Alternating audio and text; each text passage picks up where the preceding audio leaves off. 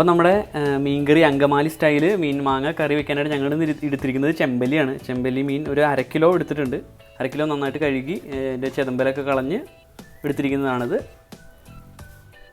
പിന്നെ മാങ്ങ നല്ല പുള്ളിയുള്ള മാങ്ങയാണിത്.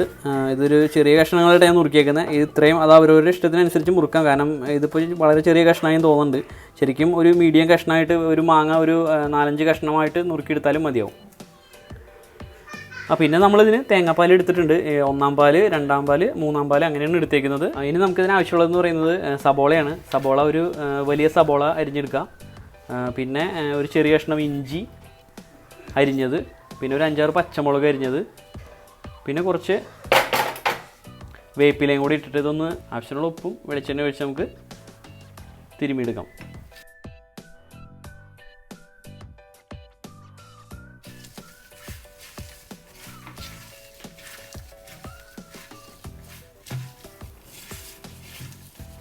ഇനി നമുക്കതിലേക്ക് 1 സ്പൂൺ മഞ്ഞൾപ്പൊടിയും 1.5 സ്പൂൺ മുളക് പൊടിയും 2 സ്പൂൺ മല്ലിപ്പൊടിയും കൂടി ഇട്ടിട്ട് നമുക്ക് നന്നായിട്ടൊന്ന് തിരുമ്മിയെടുക്കാം.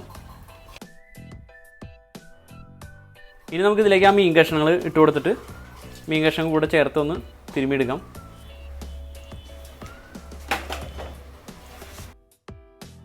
മീൻ കഷ്ണം വലിയ കാര്യമായിട്ട് തിരുമ്മിയെടുക്കണ്ട, ജസ്റ്റ് ഒന്ന് വെറുതെ ഒന്ന് തൊടിയിച്ചൊന്ന് എടുത്താൽ മതി. നമ്മൾ അരിഞ്ഞു വെച്ച മാങ്ങ ഇതിലേക്ക് ഇട്ട് കൊടുക്കാം. പിന്നെ അതിലേക്ക് നമ്മൾ 2-ാം പാലാണ് ഒഴിക്കുന്നത്.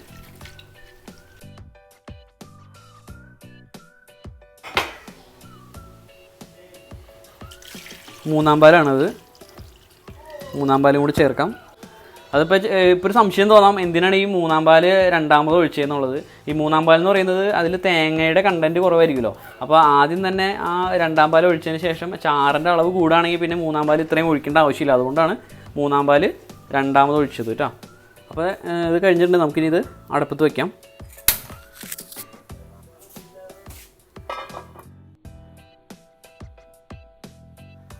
ഇവിടെ നന്നായിട്ട് തിള വന്നിട്ടുണ്ട്. അപ്പോൾ നമുക്കിനി ഇതൊന്ന് എടുത്തിട്ടൊന്ന് ചുറ്റിച്ച് കൊടുക്കാം. വേറെ സ്പൂണൊന്നും ഇട്ട് ഇളക്കരുത്, കാരണം മീൻ പെട്ടെന്ന് കുഴഞ്ഞു പോകുന്നതായതുകൊണ്ട് നമുക്ക് ചെറുതായിട്ടൊന്നും എടുത്ത് ചുറ്റിച്ച് കൊടുത്താൽ മതി.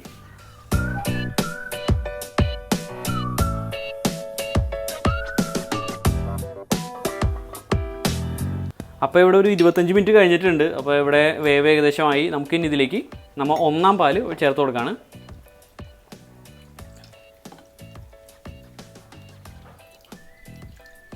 അപ്പോൾ 1-ാം പാൽ ചേർത്തതിന് ശേഷം നമുക്ക് തീ ഒന്ന് കുറയ്ക്കാം. തീ കുറച്ചിട്ട് ചെറുതായിട്ടൊന്ന് അനക്കി കൊടുക്കാം. അതിനുശേഷം തീ കൂട്ടി തിള വരുന്നതിന് മുമ്പേ നമുക്കിത് എടുക്കാം.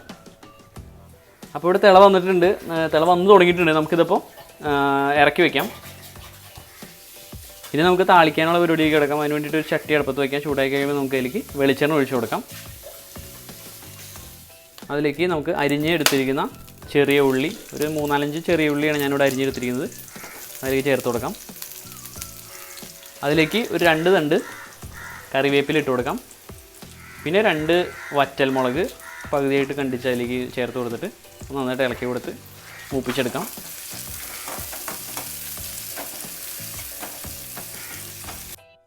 അപ്പോൾ ഇതെല്ലാം നന്നായിട്ട് മൂത്ത് വന്നിട്ടുണ്ട്. നമുക്കിനി ഇതിലേക്ക് നമ്മുടെ കറിയിലേക്ക് ഇത് ചേർത്ത് കൊടുക്കാം.